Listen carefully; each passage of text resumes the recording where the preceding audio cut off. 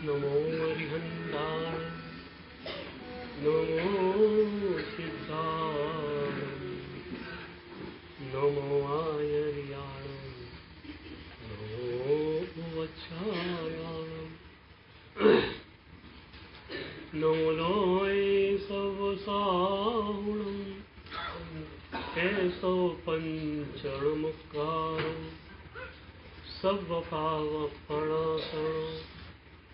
मंगलाणं च सर्वेषां परमं हवै मंगलम् रागद्वेषविजेतारं ज्ञातारं विश्ववस्तुनः शक्रपूज्यं गिरामीशं तीर्थेशं श्रुतिमानं पन्नगे च सुरेन्द्रे च कौशिके पादसंस्पृशे निर्विशेषमनस्काय श्रीवीरस्वामिने स्तुमः अज्ञानतिमिरान्धानां ज्ञानाञ्जनशलाकया नेत्रमुन्मीलितं येन तस्मै श्रीगुरवे नमः।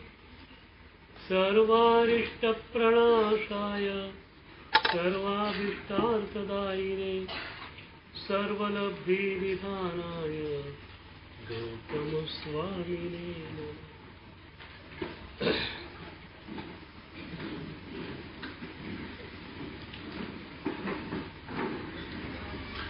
राजन्यत्र वदिम्बरैव वृन्ते कैवल्यलक्ष्मी स्वयं सङ्गाखण्डलमूर्ध्निवर्षति पयो कालीवराजानम् यस्मिन् पङ्कैव प्रयाति वृदिरं मार्तण्डकुण्डं वसा तत्तीर्थं विमलाचलो विजयते सौराष्ट्रचूडामणि आदिमं पृथ्वीनाथ मादिमं निष्परिग्रहम् आदिमं तीर्थनाथं च वृषभस्वामिनं स्तुमः। ज्ञानध्यानक्रियादिकार्यकुशलः प्रद्युम्न जेता गुरु आन्तरलोचनमेकमस्ति सुतरां हृद्भासितं वै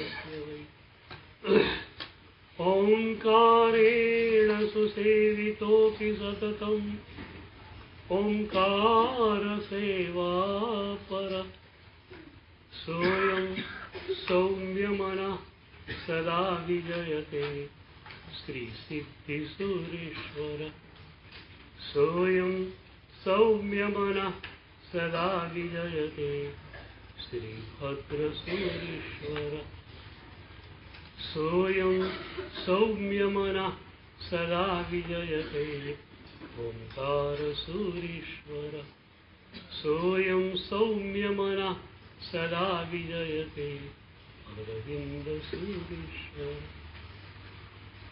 देवादिदेव परम तारक शत्रुंजय तीर्थाधिपति श्री ऋषभदेव प्रभुना चरणों में सद्गुरुदेव पूज्यपाद अरविंद सुरी दादाना चरणों में साक्षी भाव और समर्पणनी जुगलबंधीनी बात पूज्यपाद देवचंद्रजी महाराज साहेबे घणी जग्याए चर्ची है। स्वानुभूति माटे जरूरी है साक्षी भाव और समर्पिततानी जुगलबंधी। बहुत मजानी बात यह है कि एकलो साक्षी भाव कोरो पड़ी जवानी शक्यता है। समर्पणનું લચીલાપણું એની પાસે નથી, અહમ વિલયની વાત એની પાસે નથી, એટલે કદાચ એકલો સાક્ષી ભાવ કોરો પડી જાય એવી શક્યતા રહે છે। પાછલા બારણેથી અહમનો પ્રવેશ થઈ શકે। એકલું સમર્પણ હશે સાક્ષી ભાવ વગરનું, તો એમાં ભયસ્થાન એ રહેશે કે સમર્પણ સાચું છે કે ખોટું. જેને આપણે સમર્પણ કહીએ છીએ એ ખરેખર પ્રભુના ચરણોમાં તેનું સમર્પણ છે, સદગુરુના ચરણોમાં તેનું સમર્પણ છે, કે ઊંડા ચરણોમાં તેનું સમર્પણ છે. નિર્લેપ દશા ના હોય તમારી પાસે સાક્ષી ભાવની, તો સમર્પણના નામે તમે ગૂંચવાડામાં પડી શકો છો. અને અગણિત જન્મોથી આ ગૂંચવાળો ચાલુ રહ્યો છે કે જેને આપણે સમર્પણ કહેતા હતા એ સમર્પણ હતું જ નહીં. એટલે એવા સમર્પણ માટે આનંદગંજી ભગવંતે સોપાધિક પ્રીતિ શબ્દ વાપર્યો, દેવચંદ્રજી ભગવંતે સ્વિશ પ્રીતિ શબ્દ વાપર્યો. સોપાધિક પ્રીતિ, પ્રીતિ છે પ્રભુ પ્રત્યેની, પણ અપેક્ષાની ઉપાધિ અંદર ભળી ગઈ છે, અપેક્ષાનું વિષ અંદર ભળી ગયું છે. પ્રભુની ભક્તિ હું કરું, પણ સામે પ્રભુ તરફથી આવું થવું જોઈએ. આ અપેક્ષા જ્યારે પ્રીતિમાં, ભક્તિમાં ભળે છે, સમર્પણમાં ભળે છે, ત્યારે એ પ્રીતિ, ભક્તિ, સમર્પણ સવિશ બની જાય છે. દેવચંદ્રજી મહારાજ સાહેબે પ્રભુને જ પૂછ્યું, પ્રભુ અત્યાર સુધી મેં સવિશ પ્રીતિ કરી છે, હવે સદગુરુઓ દ્વારા મને ખ્યાલ આવ્યો કે મારી પ્રીતિની આ રીત ખોટી હતી, મારે આ રીત બદલવી જોઈએ, મારે નિર્વિષ પ્રીતિ કરવી જોઈએ. પણ પ્રભુ મને ખ્યાલ નથી આવતો કે નિર્વિષ પ્રીતિ હું શી રીતે કરું. અને એટલે એમણે પહેલા સ્તવનમાં પ્રભુને જ કહ્યું, કરવી નિર્વિષ પ્રીતળી, કીણ ભાંતે હો કહો બને બનાવ. નિર્વિષ પ્રીત કરવી છે, કઈ રીતે થાય મને ખબર નથી. અને પ્રભુ તરફથી એ જવાબ મળે કે તારા સાક્ષી ભાવને તું એકદમ તીક્ષ્ણ બનાવી નાખ, તારું સમર્પણ શુદ્ધ બની જાય. તો સાક્ષી ભાવ અને સમર્પણની જુગલબંધીની વાત દેવચંદ્રજી મહારાજ સાહેબે સ્વાનુભૂતિ માટે કહી છે. જેને પણ સ્વાનુભૂતિ જોઈતી હોય એને આ બે વગર ચાલશે. 9મા સ્તવનમાં પરમ તારક સુવિધિનાથ પ્રભુના સ્તવનમાં શરૂઆતમાં દેવચંદ્રજી મહારાજ સાહેબ સાક્ષી ભાવની ગહન ચર્ચામાં અંદર ઉતરે છે. તુમે પ્રભુ જાણંગ રીતિ સર્વ જગ દેખતાઓ લાલ. જ્ઞાતા ભાવની, દ્રષ્ટા ભાવની, સાક્ષી ભાવની ઊંડી ચર્ચા કરી રહ્યા છે. અને એ ઊંડી ચર્ચામાંથી સીધા જે સમર્પણમાં આવી જાય છે, પ્રભુ છે ત્રિભુવન નાથ, દાસ હું તાહરો હોલા. એમણે એક એક સ્તવનની અંદર સાક્ષી ભાવ અને સમર્પણની જુગલબંધી આપી છે. અને આપણને સ્પષ્ટ રીતે સમજાવ્યું કે આ બે તમારી પાસે આવશે તો જ સ્વાનુભૂતિનો માર્ગ તમારા માટે સ્પષ્ટ બનશે. અને બહુ મજાની વાત એ થઈ, એક અનુભૂતિવાન સદગુરુના આ પ્યારા પ્યારા શબ્દો છે. સાક્ષી ભાવની ટોચ પર બિરાજમાન, સમર્પિતતાની ટોચ પર બિરાજમાન ગુરુ ભગવંતના શબ્દો છે. દેવચંદ્રજી મહારાજના સાક્ષી ભાવને પુષ્ટ કરનારી એક મજાની ઘટના કહું. સૌધર્મેન્દ્ર મહાવિદેયમાં પરમ તારક દાદા સિમંદર ભગવાન પાસે જાય છે અને સૌધર્મેન્દ્ર પ્રભુને પૂછે છે, પ્રભુ ભરત ક્ષેત્રમાં અત્યારે જ્ઞાની પુરુષ કોણ છે? અને પ્રભુ દેવચંદ્રજીનું નામ આપે છે.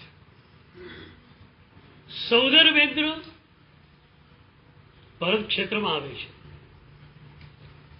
જે વખતે દેવચંદ્રજી ભગવંત હતા, જે ઉપાશ્રયમાં ત્યાં આવે છે, ત્યારે એમનું વ્યાખ્યાન ચાલી રહ્યું છે. સૌધર્મેન્દ્ર બ્રાહ્મણનું રૂપ કરીને પાછળ બેસી જાય છે. દેવચંદ્રજી ભગવંત પોતાના શ્રુતબળથી ખ્યાલ આવી ગયો કે સૌધર્મેન્દ્ર આવેલ છે. પણ સાક્ષી ભાવની એવી તો ટોચ પર બિરાજમાન હતા કે જ્યાં કોઈ જ ઘટનાની કોઈ જ અસર થાય એમ નથી.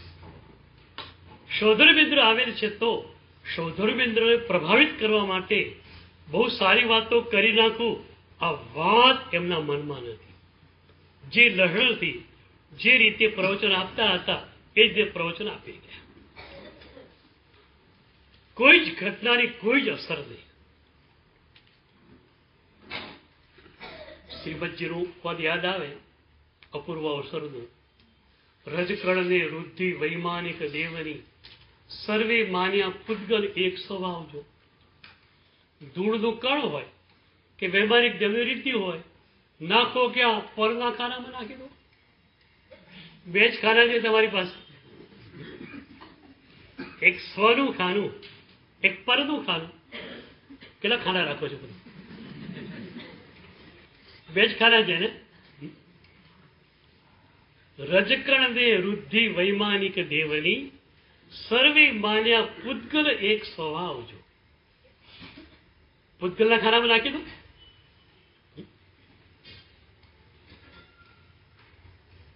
તમારી પાસે માત્ર બે જ ખાના હોવા જોઈએ, એક સ્વનું, એક પરનું. પર તરફ ખાનું ખોલે છે, ઉપયોગને ખેંચી લો. સ્વ તરફ ખાનું ખોલે છે, ઉપયોગને જવા દો.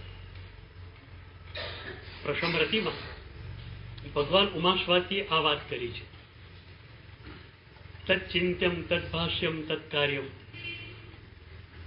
વિચાર કરવાનો. જે ક્ષણે તમને લાગે કે વિચાર શુભમાંથી અશુભમાં જઈ રહ્યો છે, તરત રોક લગાવો. તમારા ત્રણેય યોગો ઉપર ઉપયોગનું આધિપત્ય હોવું જ જોઈએ. અત્યારે તમારા યોગોની તકલીફ આ છે કે ઉપયોગના આધિપત્યમાં, ઉપયોગના નિયંત્રણમાં એ નથી. મનને ફાવે એમ વિચાર કર્યા કરે છે. કોઈ રોક જ નથી, કોઈ નિયંત્રણ નથી. તમારો જે ઉપયોગ છે, તમારી જાગૃતિ જે છે, એને નક્કી કરવું જોઈએ કયો વિચાર સારો, કયો વિચાર ખરાબ. તો ત્રણેય યોગ ઉપર ઉપયોગનું નિયંત્રણ હશે તો જ યોગ શુભમાંથી શુદ્ધમાં જશે. આપણે તો શુભમાં પણ રહેવું નથી, શુદ્ધમાં જવું છે. શુભ તલેટી છે આપણા માટે, શુદ્ધ શિખર છે. દાદાની યાત્રા કરવા ગયા, દેહ ચિંતા થઈ તો ઘેટીની પાકે આ બાજુ ઉતરી જઈએ તલેટી પર, ફરી પાછા ઉપર ચડી જઈએ. શુદ્ધમાં જ રહેવું છે. શુદ્ધમાં નથી રહેવાતું તો શુભમાં ઉતરી ગયા. અને એટલે મેં પહેલા કહેલું કે શીર્ષાસનની એક એક પદ્ધતિઓ ઉપર ઓવારી ગયેલો હું માણસ. આપણી પાસે એક પદ્ધતિ એવી નથી સાધનાની જે શુભમાંથી તમને શુદ્ધમાં ન લઈ જાય. તમે સાધનાનો ખોટો ઉપયોગ કરો છો અને એટલે શુભમાં સ્થિર થઈ જાઓ છો, યા તો શુભ સાધના દ્વારા પણ અશુભમાં જાઓ છો. ક્યારે એક જ્ઞાન દ્વારા અહંકારને વધારીને અશુભમાં તમે જાઓ છો. બાકી આપણી એક એક સાધના શુભમાંથી ઉચકીને તમને શુદ્ધમાં લઈ જશે. પ્રભુનું દર્શન કર્યું, વિતરાગ દશાનું દર્શન થઈ ગયું. એ વિતરાગ દશાની સહેજ ઝાંખી અલપ ઝલપ દર્શન સ્વરી ભીતર થયું, શુદ્ધમાં તમે પહોંચી ગયા. એક વસ્તુ ખાસ યાદ રાખો, શુભની વ્યાખ્યા શું? આપણી બધી જ ક્રિયાઓ પ્રભુએ કહેલી શુભ છે, પૂજનીય છે. અને હું વ્યવહાર ધર્મનો બહુ જ મોટો સમર્થક છું. આપણું આ સામાયિક અદ્ભુત, આપણી આ માળા ગણવાની પદ્ધતિ અદ્ભુત, આપણી એક એક સાધના વ્યવહાર સાધના અદ્ભુતથી પણ અદ્ભુત છે. પણ હવે આજે સમજી લો કે શુભની વ્યાખ્યા શું. જે તમને શુદ્ધ તરફ લઈ જાય એ શુભ, જે તમને શુદ્ધમાં ન લઈ જાય એ શુભાભાસ. શુદ્ધ એટલે શું? એકદમ સરળતાથી આપણે વાત કરીએ છીએ. સ્વગુણની અનુભૂતિ, આનંદ, જ્ઞાન, દર્શન વગેરે ગુણોની અનુભૂતિ અથવા સ્વરૂપ દશાની અનુભૂતિ એ શુદ્ધ. તો જે શુભ તમને શુદ્ધ તરફ લઈ જાય એ સાચું શુભ, વાસ્તવિક શુભ, નહીતર શુભાભાસ. એટલે આપણને મળેલ શુભ એ એક શુભ એવું છે જે શુદ્ધમાં તમને લઈ જ જાય. કહું છું, જગાર સાથેની વાત છે. એક પણ શુભ આપણી પાસે એવું નથી જે શુદ્ધમાં લઈ જાય કે ન લઈ જાય વિભાષણ હોય. લઈ જ જાય, કારણ કે પ્રભુએ આપેલું શુદ્ધ છે. વ્યવહાર પણ પ્રભુએ આપેલો છે, અને પ્રભુએ આપેલો જે વ્યવહાર છે એમાં નિશ્ચય ભળેલો જ હોય છે. તો કેટલી મજાની પરંપરાઓ આપણને મળી. તો પ્રશમરતિમાં ઉમાસ્વાદી ભગવાન કહે છે કે સાધક માટે બે જ ખાના છે, પરનું ખાનું, સ્વનું ખાનું. વિચાર આવ્યો, એ વિચાર પર તરફ તમને લઈ જાય છે, ખેંચેલો પાછો. એક પુસ્તક વાંચવા માટે તમે હાથમાં લો છો, બે પાના ફેરવ્યા, આનાથી સ્વ તરફ હું આગળ વધી શકું એમ છું? આમાં એવું કે માર્ગદર્શન છે? હા તો પુસ્તક વાંચું, ના તો પુસ્તક બુક શેલ્ફમાં પાછું પધરાવી દઉં. કાર્ય કરીએ છીએ, એવું કોઈ કાર્ય નથી કરવું જે મને પરની અંદર લઈ જાય. તો તમારા યોગો ઉપર તમારા ઉપયોગનું આધિપત્ય હોવું જોઈએ. વિનોબાજી એક સરસ વાત કહેતા. એક ખેડૂત હતો, એને બે ખેતર હતા. એક પણ એને રાઈ વાવેલી, એક પણ શેરડી વાવેલી. કૂવો એક જ હતો, મશીન લગાડેલું હતું, પાઇપલાઇન બે જગ્યાએ જતી હતી. કૂવામાંથી પાણી ખેંચી અને પાણીને શેરડીના ખેતરમાં મોકલે, એટલે એ પાણી શેરડીની મીઠાશને ઉભારે, અને એ જ પાણીને રાઈના ખેતરમાં મોકલે ત્યારે રાઈની તીખાશને ઉભારે. પણ નિયંત્રણ ખેડૂતના હાથમાં છે, ત્યારે પાણી ક્યાં મોકલે. તો તમારા વિચારો શુભને પુષ્ટ કરે છે કે અશુભને પુષ્ટ કરે, જોઈ લો.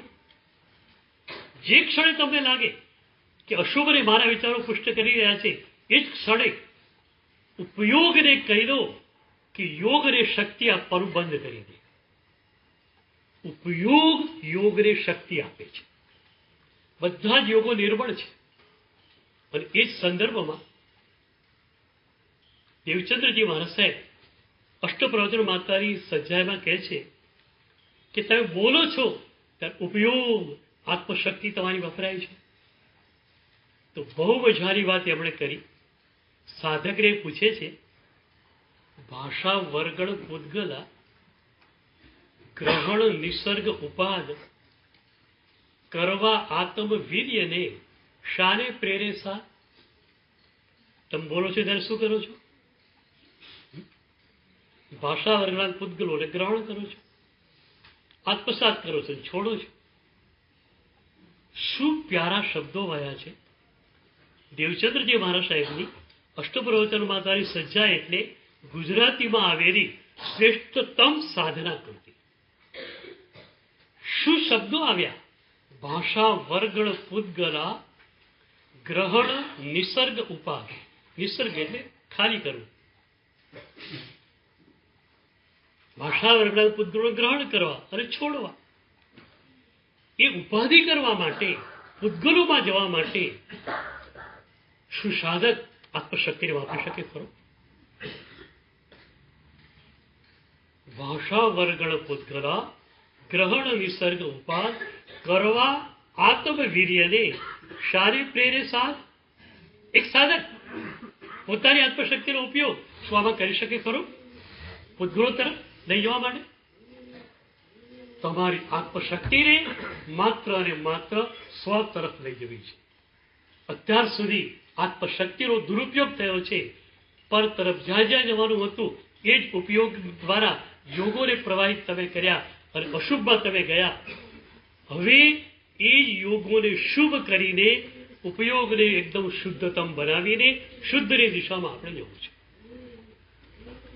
તો બહુ મજાનું આપણી સ્વાનુભૂતિની સાધના માટેનું માધ્યમ આપ્યું સાક્ષી ભાવ અને સમર્પણની જુગલબંધી. એકલો સાક્ષી ભાવ પણ નહીં ચાલે, એકલું સમર્પણ પણ નહીં ચાલે. હવે અહીંયા આપણે વર્કશોપના ઉપર ભેગા થયા છીએ. હું બોલું કે પરમેશ્વરીજી બોલે કે ભાગ્યેશ્વરીજી બોલે, એકચ્યુઅલી તો અમારે કે બોલવાનું છે જ નહીં. We have not to speak a single word. અમારે ક્યાં બોલવું છે? પ્રવચનકાર બોલે ને ત્યારે આયાસથી બોલે, પોતે બોલતો હોય. પ્રભુ બોલતા હોય ત્યારે તો અનાયાસ એક ઝરણું વાયા કરે, મજાથી વાતો કરવાની. તો અમે લોકો એક વર્કશોપના રૂપમાં જવા માંગીએ છીએ. પ્રવચનો તમે ઘણા સાંભળ્યા છે. આ વખતે તમારે પ્રવચનો સાંભળવા નથી, વાચરાઓ પણ તમે સાંભળી છે. આ વખતે માત્ર વાચરાઓ સંભળાવવી નથી, એ શબ્દોને ભીતર ઉતારવા માટેની કોશિશ કરવી છે. એક વાત તમને કહું, સદગુરુનું થ્રોઈંગ અનકોન્શિયસ સુધી પહોંચે એવું હોય છે. અમે લોકો એવું એક થ્રોઈંગ, પ્રબળ થ્રોઈંગ કરવા માંગીએ છીએ કે તમારા અસ્તિત્વના સ્તર સુધી આ શબ્દો પહોંચી જાય. પણ હું ઘણી વાર કહું છું કે અમારી મુશ્કેલી મોટી છે. અમારું થ્રોઈંગ પ્રબળ, પણ અમારી મુશ્કેલી મોટી છે. અને હું ઘણી વાર હસતા હસતા કહું છું કે અર્જુનને રાધાવેદ કરતા મુશ્કેલી પડી, એના કરતા અમારી મુશ્કેલી વધુ છે. અર્જુનના રાધાવેદની વાત તમારા ખ્યાલમાં છે. રાધા નામની પૂતળી હોય, ચક્કર ચક્કર ફરતી હોય, એને નીચે 2-3 ચક્ર હોય, એક આમ ફરે, એક આમ ફરે, એક આમ ફરે, એક ધીમે ફરે, એક ઝડપી ફરે. નીચે હોજમાં પાણી હોય, એ પાણીમાં દૃષ્ટિ રાખવાની, અને 1 સેકન્ડ એવી આવે ત્યારે બધા ચક્રોને સમાંતર એ રાધા નામની પૂતળીની આંખ આવેલી હોય ત્યારે બાણ છૂટી અને એ બાણ દ્વારા પૂતળીની આંખ વિંધાઈ જાય. તો હવે એક ચક્ર આમ ચાલે છે, એક આમ ચાલે છે, એક ઝડપી ચાલે, એક ધીમું ચાલે, પૂતળી પણ ફર્યા કરે. એવી એક એપ્રોપ્રિએટ સેકન્ડ શોધવી છે કે જે સેકન્ડ પર બધા જ ચક્રોને સમાંતર બાણ જઈ શકે એમ હોય અને પૂતળીની આંખને વીંધી શકે એમ હોય. બાણ છોડતા કે વીંધતા 1 સેકન્ડ લાગશે, પણ જોતા મિનિટોની મિનિટો લાગશે, કદાચ કલાકો લાગી જશે. પણ અર્જુનનું કામ પ્રમાણમાં સહેલું હતું, અમારા કરતા સહેલું. ત્યાં સુધી પૂતળી ફરતી હતી અને ચક્રો ફરતા હતા. આપણે પણ આ જ હાલત છે. મારે તમારા અંતસ્તરમાં આ શબ્દો ઘુસાડવા છે. પ્રભુના પ્યારા પ્યારા શબ્દો મને મળ્યા છે. એક પ્રભુનો સ્પર્શ મને મળેલો છે, અને એ પ્રભુનો સ્પર્શ મળ્યા પછી એટલો તો બળભાગી મારી જાતને માનું છું કે હવે મારા એ આનંદને શેર કરવાનું મને મન થાય છે. હવે શબ્દોને વહેંચનારો માણસ નથી રહ્યો. શબ્દો બહુ બોલી કાઢ્યા, 50 વર્ષ સુધી બોલ જ કર્યું છે. હવે શબ્દોને મારે વહેંચવા નથી, મારે મારા આનંદને વહેંચવા છે. એટલે મારા શબ્દો યાદ નહીં રહે તો વાંધો નથી, લખાય તો વાંધો નથી, ન લખાય તો વાંધો નથી. શબ્દો યાદ રહેતો વાંધો નહીં, ન યાદ રહેતો વાંધો નહીં. મારે તમારી જોડે મારા આનંદને શેર કરવો છે કે પ્રભુ મળે, પ્રભુના પ્યારા શબ્દો મળે, કેટલો બધો આનંદ મળે છે. બસ આ આનંદની અભિપ્સા તમારી ભીતર આવી ગઈ, બધા જ ચક્રોને સમાંતર એવું એક ક્ષણ મળી જશે મને કે પ્રભુના શબ્દોને હું સીધો થ્રો કરી શકીશ. પણ અત્યારે તમારી હાલત મુશ્કેલ છે. પેલી પૂતળી ફરે એમ તમે ફરો છો, અને કોન્શિયસ, સબકોન્શિયસ બધા મન ફરિયાદ કરતા હોય છે, એક ઝડપી, એક ધીમે. હવે આમાં પ્રભુના શબ્દોને ઘુસાડવા ક્યાં? ઘણી વાર કહું છું કે સાધનાને તમે લોકોએ કોન્શિયસ માઇન્ડના સ્તર પર જમાવી છે. પ્રભુના શબ્દોને પણ તમે ક્યાં નહીં ગયા? કોન્શિયસ માઇન્ડના સ્તર સુધી. વિષય કસાયને અહંકાર ક્યાં છે? અસ્તિત્વના સ્તર પર. તમે પ્રભુના શબ્દોને ક્યાં લઈ ગયા? કોન્શિયસ માઇન્ડના લેવલ ઉપર. તો કોન્શિયસ માઇન્ડના લેવલ ઉપર રહેલા પ્રભુના શબ્દો અસ્તિત્વના સ્તર પર રહેલા અંધારાને સી રીતે ઉલેચશે? જ્યાં વિષય કસાયને અહંકારનું અંધારું છે ત્યાં જ પ્રભુના પ્યારા પ્યારા શબ્દો જવા જોઈશે. તો વર્કશોપના રૂપમાં કામ કરવું છે. અહીંયા જે બતાવવામાં આવે એને ધીરે ધીરે ધીરે અંદર ઉતારવું છે. મેં એકવાર કહેલું, શાંત ચિત્તે બેસો. એક નાનકડી સાધના આપી, 10 જ મિનિટ શાંત ચિત્તે બેસો. કશું જ વિચારવું નથી.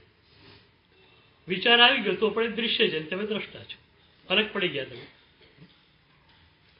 10 મિનિટ માત્ર શાંત ચિત્તે બેસો. કોઈ જ વિચાર નહીં. વિચાર આવી ગયો તો વાંધો નથી. એકચ્યુઅલી આ 10 મિનિટની સાધના જો તમારી વધશે ને તો શું થશે? ક્યારેક તમે ઊંઘતા ઝડપાઈ જાઓ અને મોહરીનો ઉદય આવી જાય તો દુર્વિચાર આવી જશે. દુર્ભાવ તમને ક્યારે પણ નહીં સ્પર્શે. હું ઘણી વાર કહું છું કે સાધકને કદાચ દુર્વિચાર આવી શકે છે, દુર્ભાવ તો એને આવે જ ને. એક ક્ષણ કોઈના પ્રત્યે તિરસ્કાર થઈ ગયો, ક્રોધના ઉદયમાં તમે આવી ગયા. એક ક્ષણ, એક સેકન્ડ એક વ્યક્તિ પર તિરસ્કાર થઈ ગયો, પણ તમારી જાગૃતિ એકદમ મુખરિત બની જશે. અરે, તિરસ્કાર મારે કરવાનો જ નથી. આ કામ તો અનંતના જન્મોમાં કર્યું છે. જ્યાં જાગૃતિ આવી એ તિરસ્કાર સીધો જ કટ ઓફ થઈ જશે. હું ઘણી વાર કહું છું, ક્રોધ, રાગ, અહંકાર, ઈર્ષા આ બધું તમારા મનમાં 30 થી 40 સેકન્ડથી વધુ ચાલે તો તમે સાધક નથી. મિનિટ જો થઈ ગઈ તો તમારી સાધના ડૂબ. ક્ષણે ક્ષણે જેની પાસે જાગૃતિ છે એ સાધક છે. સાધક કોણ? હું 2 વ્યાખ્યા આપું છું. ક્ષણે ક્ષણે પ્રભુનું સ્મરણ જેની પાસે છે એ ભક્ત છે, અને ક્ષણ ક્ષણની જાગૃતિ જેની પાસે છે એ સાધક છે. ક્ષણ ક્ષણની જાગૃતિ જોઈશે તો 30 સેકન્ડ વીતી જાય, 40 સેકન્ડ વીતી જાય, તમને ખ્યાલ પણ ના રહે કે તમે પરમાં ગયેલા છો. તો તમારે પરમાં રહેવાનું નથી. બોલો, તમને પૂછું, પરમાં જવું નથી નક્કી? હવે પહેલા તો પર ગમે છે કે નથી ગમતું એ મને કહેજો. એક સૂત્ર તમને આજે કહું કે વિભાવ જતો કેમ નથી? રાગ દ્વેષ અહંકાર જતા કેમ નથી? સેંકડો પ્રવચનો સંભળાઈ ગયા, ભગવાન આગળ ઘણી વાર રડી નાખ્યું, અને આ હળું જાય નહીં એનું કારણ શું? ક્યારે પૂછ્યું કોઈને? કોઈ સદગુરુ પાસે ગયા ખરા? સાહેબ, આટલા બધી મહેનત કરી, આ રાગ દ્વેષ જતા કેમ નથી? સૂત્ર એ છે કે વિભાવો ડંખે તો જાય, વિભાવો ડંખે નહીં ત્યાં સુધી જાય નહીં. હવે તમને પૂછું, વિભાવો ડંખે છે? ક્રોધ એક મિનિટ માટે આવી ગયો કદાચ, કેટલી ભીતર જલન થાય છે, કેટલી ભીતર પીડા થાય છે, મને કહો તો ખરા. એ 1 મિનિટ ક્રોધ થઈ ગયો હોય અને સદગુરુ નજીકમાં હોય, તમે સદગુરુ પાસે આવો, તમારી આંખમાંથી આંસુનો ધોધ વહેતો હોય, ગળે ડુસકા હોય, તમે વાત કદાચ કહી ન શકો, ડુસકા થમે અને તમે કહો ગુરુદેવ ગુરુદેવ ગુરુદેવ. 1 મિનિટ માટે ક્રોધ આવી ગયો, ગુરુદેવ આવું કેમ થયું? મારી જાગૃતિ ક્યાં ગઈ? આ વિભાવ ડંખ્યો છે, તમને મારે પૂછવું છે. હું ક્રોધમાં જઉં, હું રાગમાં જઉં, હું અહંકારમાં જઉં? ક્ષણ ક્ષણની જાગૃતિ જોઈશે. અને એ જાગૃતિને તીક્ષ્ણ બનાવવા માટે સાક્ષી ભાવના 5 ચરણોને આપણે જોવાના છે. તમારા સાક્ષી ભાવને ધીરે ધીરે ધીરે ધીરે ઊંડો ઉતારવો છે. આજની પહેલી વાત ખ્યાલમાં આવી ગઈ. સૂત્રાત્મક વિભાવો ડંખે તો જાય. ડંખે જ નહીં તો ક્યાંથી જવાના? શિયાળો છે અત્યારે, તડકો મીઠો લાગતો હોય, બારીથી તડકો આવે છે, તમે હટવાના ખરા? એ જ ઉનાળો હોય એ જ તડકો આવે તો હટી? કેમ? અત્યારે તડકો ગમે છે, ઉનાળામાં તડકો ગમતો. તડકામાં એવું નિયમ શિયાળામાં ગમે, ઉનાળામાં ના ગમે. ક્રોધ માટે શું નિયમ? ક્રોધ માટે નિયમ છે, તમને ખબર છે? તમે કરો ત્યારે ક્રોધ સારો, બીજા કરે તો જ ક્રોધ ખરાબ. આ નિયમ છે, બરોબર?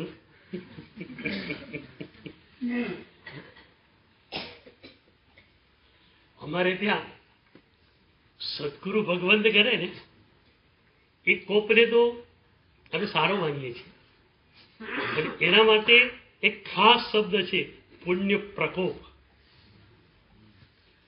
સદગુરુ ગુસ્સે થાય ને, ચોયડા અને પડિચોયડા આપણે કરવી પડશે ને યોગક્ષેમના ભાગરૂપે. તો ચોયડા અને પડિચોયડા કરશે, ગુસ્સે થયેલા તમને લાગશે પણ ખરા, પણ એ ગુસ્સો નથી, એને શાસ્ત્રીય પરિભાષામાં પુણ્ય પ્રકોપ કહેવામાં આવે છે. પુણ્ય પ્રકોપનો મતલબ એ છે કે અંદરથી એકદમ ઠંડા છે, શિષ્યની જરૂરિયાત છે માટે ગુસ્સો આપી દે છે.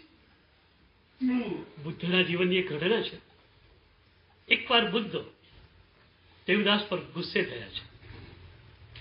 આનંદ તો બુદ્ધના પડખે જ રહેનારો માણસ, બુદ્ધના ચરણોમાં રહેનારો માણસ, વર્ષો થયેલા, એણે એના બુદ્ધ ભગવાનને ક્યારે ગુસ્સે થયેલા જોયા નહીં.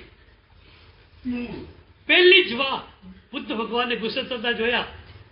આનંદ તો મીટ માંડીને જોઈ રહ્યો, મારા ભગવાન ગુસ્સે થઈ શકે છે? પેલા એને મારા ભગવાન ગુસ્સે થઈ જ નથી. વાત પૂરી થઈ ગઈ.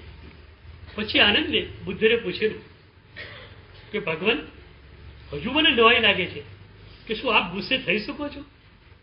આપે ગુસ્સો કર્યો? અને એ વખતે બુદ્ધે કહેલું, આનંદ, મેં ગુસ્સો નહોતો કર્યો, મેં ગુસ્સાનો ઉપયોગ કર્યો.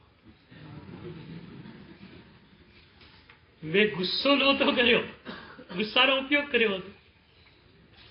ડાયાબિટીસનો દર્દી આવે ને વૈદ્ય કહી દે કારેલાનો રસ પીજે, એટલે વૈદ્ય કે કડવો થતો નથી. વૈદ્ય તો મીઠો માણસ છે, હસમુખો માણસ છે, પણ પેલાને જરૂર છે માટે કારેલાનો રસ આપવો પડે છે એને. એમ પેલા શિષ્યને જરૂરિયાત હતી માટે મેં ક્રોધ આપી દીધો એને. હું તો ઠંડોગાર માણસ છું, એટલે હું ગુસ્સે થયો નથી, મેં ગુસ્સાનો ઉપયોગ કર્યો છે. તમારે આવું છે ને? તમે તમારા ક્રોધને સારો કેવી રીતે માની શકો? મારે એ પૂછવું છે. તમારો ક્રોધ સારો, તમારો અહંકાર સારો, બીજાનો ખોટો, તો બુદ્ધિશાળી માણસ છે. કોઈ અહંકારી માણસ હોય ને એની પાસે જવાનું હોય ને, નહીં નહીં હું એની પાસે નહીં જાઉં, સારો અહંકારી માણસ છે, શું સમજે છે પોતાની જાતને, મોટો 30 માર્કા બનીને બેસી ગયો છે, મારે એની પાસે નથી જવું. એટલે કોઈના પણ સૂક્ષ્મ અહંકારને તમે જોઈ શકો છો, બરોબર ને? માત્ર તમારા જ નહીં. દર્પણ નવો તો આ જ થાય ને. આપણી આંખ બીજા બધાના દોષોને જોઈ શકે, બીજા બધાના ચહેરા પરના ડાઘ જોઈ શકે, પણ આપણા ગાલ પર રહેલા ડાઘને જોઈ શકશે નહીં. દર્પણ આવી જાય તો આપણે આપણા ડાઘને જોઈ શકીએ. આજે મારે તમે દર્પણ આપવું છે, એમાં તમે તમારા દોષોને જોઈ લો, તમારા વિભાવોને જોઈ લો. તો પહેલી વાત તો એ છે કે તમારો રાગ, તમારો દ્વેષ, તમારો અહંકાર તમને ખટક્યા નથી. ઘણા માણસો કેવો, સાહેબ તો થોડો ગુસ્સો કરવો જ પડે છે, ગુસ્સો ના કરે ચાલે નહીં. કહેવાનો મતલબ એ કે હું ગુસ્સો કર્યો સારો જ હોય. આજના એક ફિલોસોફરે સરસ વાત લખી છે. એણે લખ્યું કે આજના માણસ પાસે પારસપણી હોય એવું લાગે છે. પારસપણી હોય ત્યારે શું થાય? લોડું સોનું થઈ જાય ને. તો ફિલોસોફરે લખ્યું કે જે રાગ, દ્વેષ અને અહંકાર બીજાની પાસે હોય ત્યારે લોઢા જેવા હોય, એકદમ નકામા હોય એ એની પાસે આવે સોલા જેવા થઈ જાય છે. તમે બધા પારસપડી રાખીને બેઠા છો, બરોબર? મારી પાસે નથી હો, મારી પાસે આ પારસપડી નથી. તમે બધા પારસપડી વાળા છો ને. તો વિભાવ ડંખે તો વિભાવ જાય. એવી જ વાત છે, કોઈ પણ દોષ ખટકે તો જાય, કોઈ પણ ગુણ ગમે તો મળે. દોષો ખટકે તો જાય જ, ગુણો ગમે તો મળે જ. કેટલા દોષો ખટક્યા છે? એક છે એકદમ પ્રેક્ટિકલ એપ્રોચથી વાત કરું આજે. કેટલા દોષો તમારી ભીતર છે એનો ખ્યાલ આવે ને તો પહેલા લખી લેજો. એક લિસ્ટ બનાવો. રાગ, દ્વેષ, અહંકાર, ઈર્ષા, બીજા જે પણ દોષો, એક લિસ્ટ બનાવો. લિસ્ટ બનાવ્યા પછી શું કરું તમને સમજાવું. આજનું મનોવૈજ્ઞાનિક જે સ્તર પર કામ કરે છે ને એ સ્તર પર અમારે કામ કરવું છે. આજનું મનોવૈજ્ઞાનિક આ સ્તર પર કામ કરે છે. એ સાયકિયાટ્રિસ્ટ છે. અને એથી કરીને એ પોતાના પેશન્ટને કહે છે કે તારે કઈ કઈ કઈ સમસ્યા છે તું મને લખીને આપ. બધી સમસ્યાઓ પેલો લખી આપે. બધી સમસ્યાઓ લખાઈ ગઈ. હવે સાયકિયાટ્રિસ્ટ એને કહે છે કે આમાં સહેલામાં સહેલી સમસ્યા તો આ લાગે છે ને, તો કાંઈ તો હવે આપણે છે ને એ રીતે બધા દોષો લખીએ. પેલો સહેલામાં સહેલો દોષ જે જલ્દી જાય એવો છે, એનાથી સહેજ અઘરો, સહેજ અઘરો, સહેજ અઘરો, સહેજ અઘરો. આવું લિસ્ટ તમારે બનાવવાનું છે. 2 લિસ્ટ બનાવવાનું, બરોબર? પેલા જેટલા પણ દોષો છે બધા દોષો લિસ્ટ બનાવવાનું. અને પછી ઉત્તરથી ભાંજણીએ આ રીતે બધા દોષો લખી લેવાના. પહેલો દોષ આવશે, નિંદા થાય છે. તમે વિચારશો, અરે આ તો બહુ સામાન્ય વસ્તુ છે, નિંદા છોડી દેવી જોઈએ.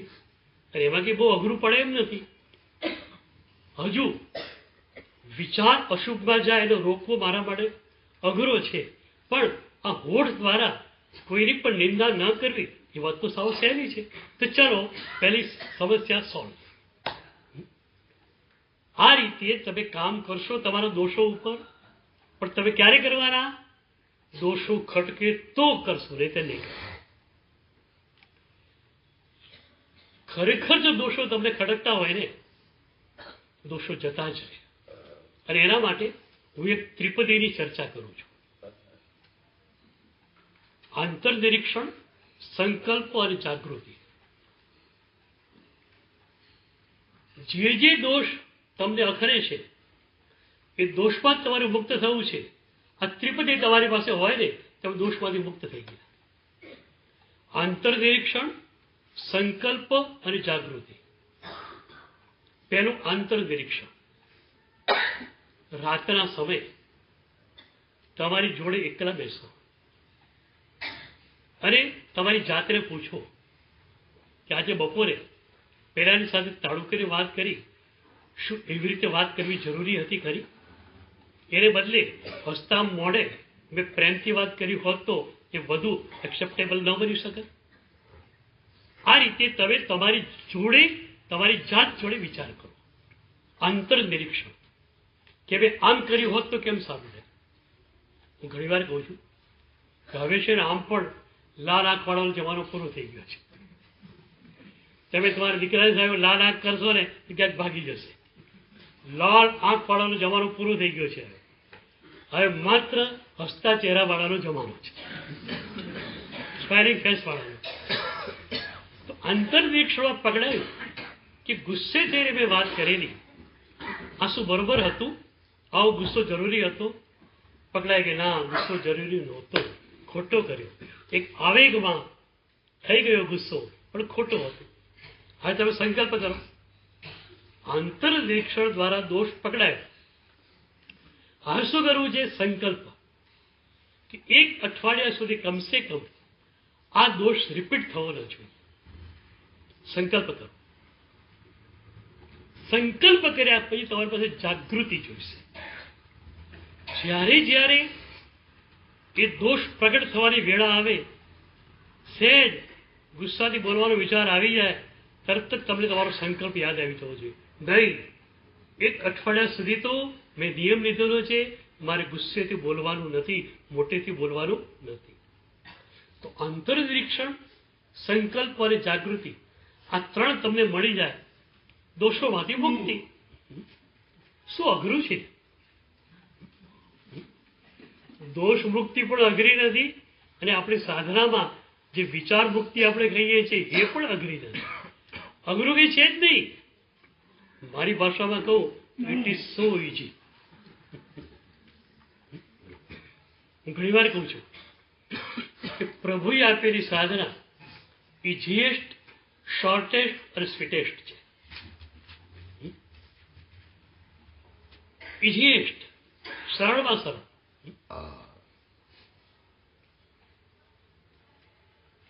કેટલી સરળ. તમારે તમારી સોસાયટીમાં પણ આગળ આવવું હોય ને, તો સોસાયટીના બહુમતી મેમ્બરોને તમારે પડખે રાખવા પડે. એક સોસાયટીના પ્રમુખ તરીકે આવું છે, કેટલાને તમારે રાજી રાખવા પડે. સાધક તરીકે તમે આવો ત્યારે રીઝવવું એક સાઈન, તમારું મિશન બની જાય. માત્ર એક પ્રભુને મારે રીઝવવું છે. અનેકોને રીઝવવા એ સરળ કે એક માત્ર પ્રભુને રીઝવવા એ સરળ? બોલો. ઇઝીએસ્ટ વે કયો? સાધના. શોર્ટેસ્ટ વે, એક માણસ વડોદરાથી નીકળ્યો, એને મુંબઈ જવું છે, અને અમદાવાદના એક્સપ્રેસ હાઈવે પર એને મારી મૂકી ગાડી. અને અમદાવાદ નજીક આવીને કોઈને પૂછે છે કે ભાઈ મુંબઈ કેટલું? ક્યાંથી નીકળ્યા? વડોદરાથી. શેના માટે નીકળ્યા? મુંબઈ જવા. અરે મુંબઈ જવા નીકળ્યા છો, વડોદરાથી નીકળ્યા છો? પાછા જાઓ વડોદરા, ત્યાંથી જર્ની શરૂ કરો. પહેલા એને બેક ટુ જર્ની કરવી પડે, પછી એની જર્ની ચાલુ થાય. આપણે અનંત જન્મોની અંદર ખોટી જર્ની કરી છે, ખોટો પ્રવાસ કર્યો છે. ભગવાને ક્યારે કહ્યું ખરું કે અનંત જન્મોની તારી ખોટી જર્ની, ખોટી જર્ની તું પલટી ના, તું મૂળ બિંદુ ઉપર આવ, વડોદરા આવી જા, પછી તને મુંબઈ લઈ જાય. એવું નથી કહ્યું. ભગવાને કહ્યું તું જ્યાં છે ત્યાંથી હેલિકોપ્ટરમાં તેને ઉંચકી અને સહાનુભૂતિ સુધી લઈ જાય. Shortest way. એ પેલાને વડોદરા આવવું પડે, વડોદરાથી મુંબઈ આવવું પડે. ભગવાન કહે છે કે અનંતા જન્મોમાં તે ખોટો પ્રવાસ કર્યો, તારે ફરી અનંતા જન્મો બગાડવાના નથી. પરંતુ તું જો આ ક્ષણે જાગૃત થયેલો હોય અને તારા મનમાં એક ભાવના હોય કે મારે સહાનુભૂતિ કરવી છે, તો હેલિકોપ્ટરમાં બેસાડી તારે સહાનુભૂતિ સુધી લઈ જઈશ. શોર્ટેસ્ટ વે અને સ્વીટેસ્ટ. મીઠો મીઠો, એટલો બધો મીઠો છે ને કે અમારા ચહેરા પરથી તમને ખ્યાલ આવી જશે. પરમ રસ, એકદમ મધુરો. સંસ્કૃતમાં એક મધુરાષ્ટક છે, એનું ધ્રુવ પદ છે, મધુરાધિપતે રખીલમ મધુરમ. મધુરાધિપતે રખીલમ મધુરમ. માધુર્યનો અધિપતિ જે પરમાત્મા છે, એનું બધું જ મધુર હોય. તો પરમાત્માનો રસ કેટલો મીઠો હોય. હવે તો રસને આકંઠ ચાખ્યો છે, પણ છતાં એ રસનું વર્ણન તમે કહો ને તો કહી શકીએ એમ નથી.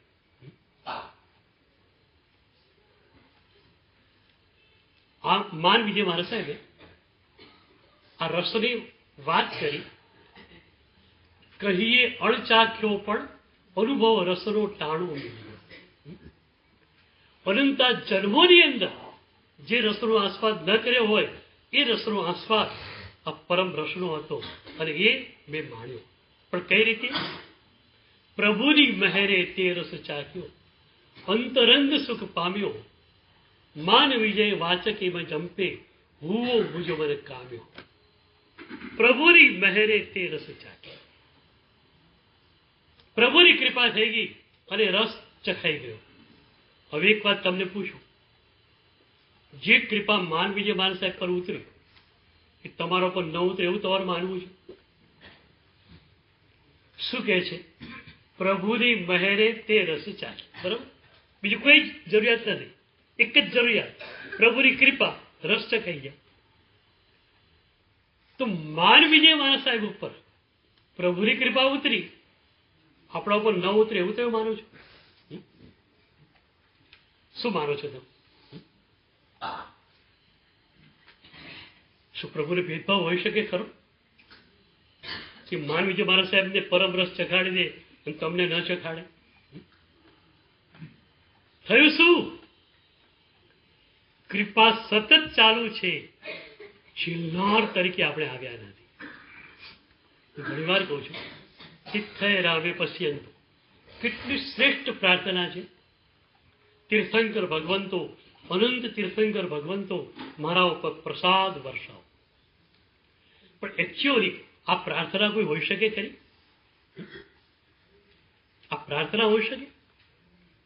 અત્યારે 11:18 થઈ છે, સૂરજ ક્યારનો પ્રકાશી ગયો છે, ઉગી ગયો છે. હવે અત્યારે કોઈ પ્રાર્થના કરે સૂરજ ઉગી જાઓ, ભાઈ સૂરજ તો ઉગેલો જ છે.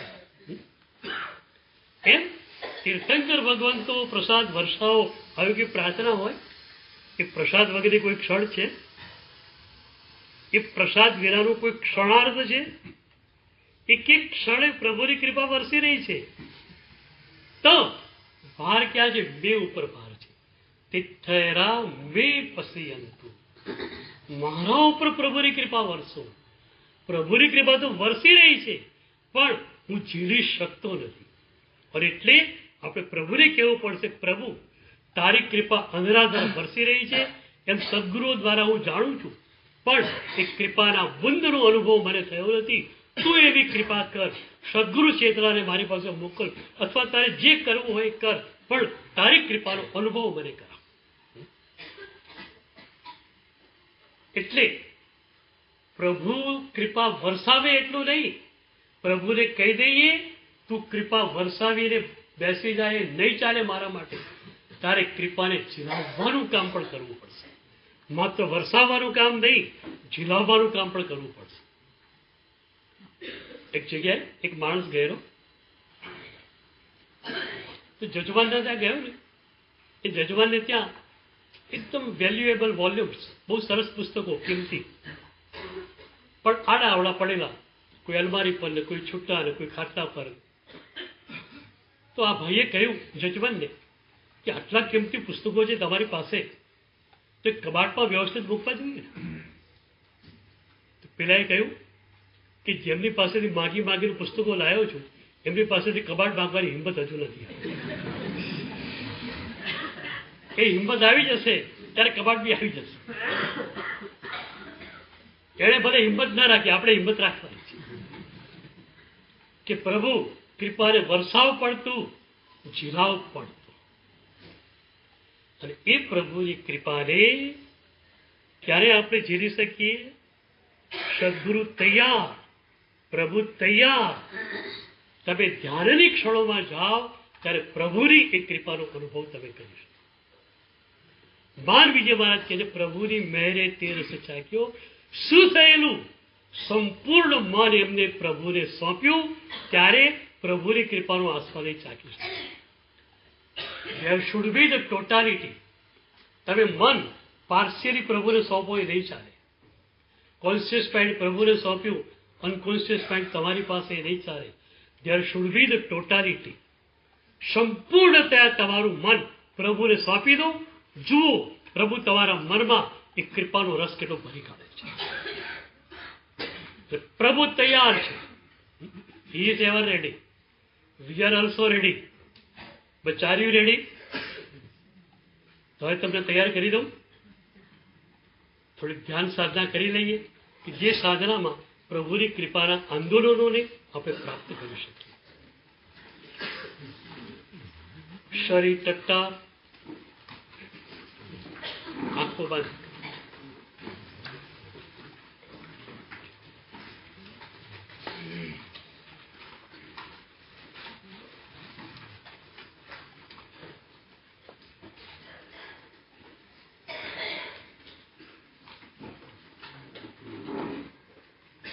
પહેલું ચરણ ભાવ પ્રાણાયામ. ધીરે ધીરે ધીરે શ્વાસ લો,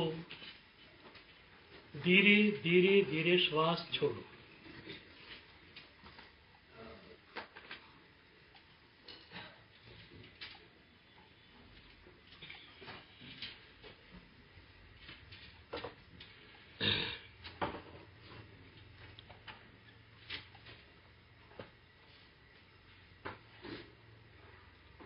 શ્વાસ લો છો ત્યારે તમારી આજુબાજુમાં રહેલ મહાપુરુષોએ છોડેલ સમત્વના આંદોલનોને તમે તમારી ભીતર લઈ રહ્યા છો, એવી વિભાવના કરો. અને શ્વાસ છોડો છો ત્યારે તમારી ભીતર રહેલ ક્રોધના આંદોલનોને તમે બહાર ફેંકી રહ્યા છો. આપણે આજે પ્રભુની કૃપાનો અનુભવ કરવો છે. પ્રભુની કૃપા ઘણા રૂપે વરસે છે. આજે પ્રભુની કૃપાને સમત્વ રૂપે આપણે અનુભવ્યું છે. તો પ્રભુ તૈયાર છે, સદગુરુ તૈયાર છે, અને પ્રભુની આજ્ઞાથી સદગુરુ ચેતના તમને તૈયાર કરવાની મથામણ કરે છે.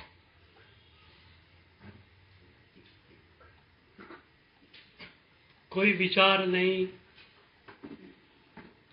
ઊંઘ નહીં, શરીર ટટ્ટાર, આંખો બંધ,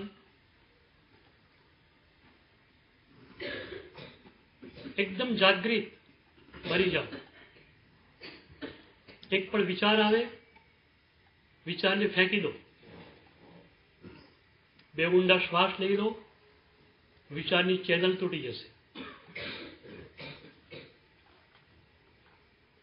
અત્યાર સુધી તમારું મન યા તો વિચારમાં રહ્યું છે, યા તો ઊંઘમાં રહ્યું છે. આપણે આજે નવો એને આયામ આપીએ છીએ, જાગૃતિ. ન વિચાર, ન ઊંઘ, પણ જાગૃતિ.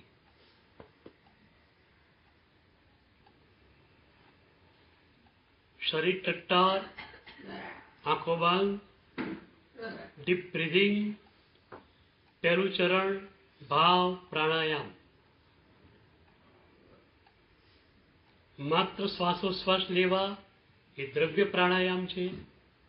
શ્વાસની સાથે સમત્વના આંદોલનોને લેવા અને શ્વાસ છોડતી વખતે ક્રોધના આંદોલનોને બહાર ફેંકવા એ ભાવ પ્રાણાયામ છે.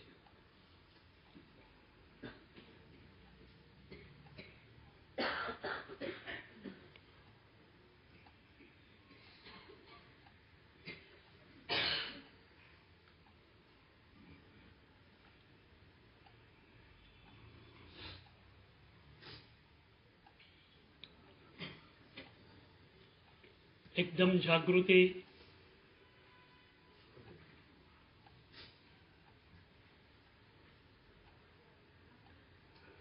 એક અમૃત અનુષ્ઠાનમાં તમે અત્યારે બેઠા છો. પ્રભુની કૃપા ધારા જે સતત વરસી રહી છે, જેનો અનુભવ માનવીએ મારા સાહેબે કર્યો, એનો જ અનુભવ તમારે કરવાનો છે. પછી તમે પણ ગાશો, પ્રભુની મહેરે તે રસ ચાખ્યો. અને એ રસ ચખાય ત્યારે શું થાય? અંતરંગ સુખ પામ્યો. અત્યાર સુધી તમારી પાસે બહિરંગ સુખ છે, ખાવાનું સુખ, પીવાનું સુખ, એક ભ્રમણાનું સુખ. અંતરંગ સુખ આજ સુધી તમને મળ્યું નથી, કારણ કે તમે ભીતર ગયા જ નથી. ભીતરનું સુખ ક્યાંથી મળે તમને? અંતરંગ સુખને પામવા માટે આપણે આ મહેનત કરી રહ્યા છીએ. પહેલા ચરણમાં આપણે મનને એકદમ સ્થિર બનાવવું છે. ભાવ પ્રાણાયામ. શ્વાસ ધીમે ધીમે ધીમે લો, પૂરા ફેફસાને ભરી દો. પછી શ્વાસ બહાર ફેંકો, પૂરા ફેફસા ખાલી થઈ જાય.